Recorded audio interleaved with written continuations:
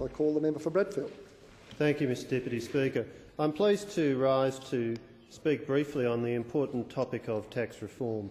Mr Deputy Speaker, let us give credit where credit is due. If there is one thing in which this government has a competitive advantage, if there is one thing in which this government has a superlative track record, if there is one thing in which this government has not been bested since Federation, Mr Deputy Speaker, it is in its capacity to convene forums, summits, reviews, inquiries, round tables. The critical success factors are many. It's good to have a celebrity or two. If Kate or Hugh are available, that always adds to the magic.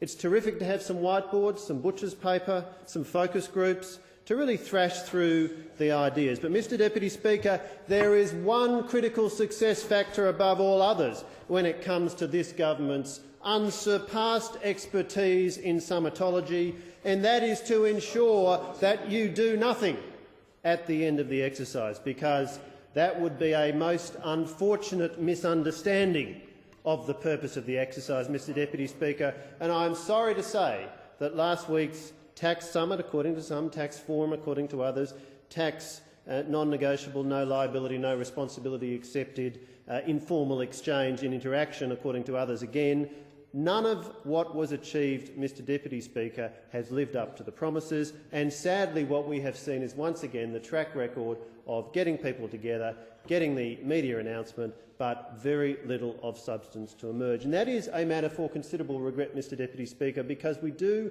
clearly have a serious need to revisit the structure of our tax system here in Australia. We had a tax summit which remarkably had many of the major issues ruled out from discussion immediately. The GST, the Treasurer said, was off the agenda. Carbon tax was off the agenda. The mining tax was off the agenda. And we had a very, very odd process in getting to the establishment of this exercise, starting with another summit, the 2020 summit, and then we had the root and branch tax review, which the government did its best to ignore, and then the member for Lyne insisted that there be this grouping convened.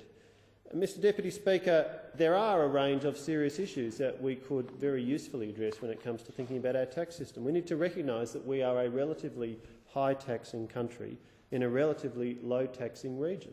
Many of the Asian countries with which we compete, many of the Asian countries which are part of the growth segment of the world, have materially lower personal income tax rates than we do here in Australia. Many of those countries, for better or worse, do not have a expensive, full-service, Western world-type social security system to fund, as we do here in Australia. We need to recognise, Mr Deputy Speaker, that capital is footloose, and that one of the issues that is considered as capital is allocated internationally is the tax system of various countries. If we want to be an attractive venue for international investment, we need to make sure that our tax system is internationally competitive and is attractive to foreign investors. Mr Deputy Speaker, another reality of the tax system is that there is an inevitable and necessary nexus between how much you spend and how much you tax. Regrettably, there is very little talk last week, unsurprisingly under a Labor government perhaps, very little talk about containing spending, very little talk about getting the deficit down so that we can start to reduce the debt. So we are not immediately spending the first $7, $8 or $9 billion a year that are collected in tax in paying interest on debt. Very little talk about those issues, Mr Deputy Speaker, and that is a matter for regret. The other area that I want to talk about very briefly in the remaining time left available to me is the superannuation system and some of the very perverse tax incentives which apply under that system. There are contribution limits which have been set by this government which make it now impossible to contribute more than $25,000 a year for those below the age of 50 and $50,000 for those above, and in the latter case you must also meet the second condition of having an existing balance of less than $500,000.